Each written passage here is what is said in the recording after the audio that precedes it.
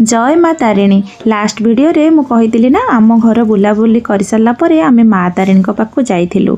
ये आम भल से जा पहुँच जाइलु सकाळु सकाळु। तो बहुत भीड़ भी थिला तारिणी मंदिर नुआ वर्ष जो बहुत जगार लोक मैंने आसी तथापि भी बेसी किसी असुविधा हैलानी। एते भीड़ भितर भी आम भल से माँ को दर्शन कलु। बहुत जल्दी भी आमर दर्शन सरी जाइथिला। एठी आम फोटो उठाउतलु समस्ते। तो दर्शन सरिबा परे तारिणी मंदिर रु 10-15 किलोमीटर दूर हम गुंडीचा घाई गोटे झरणा।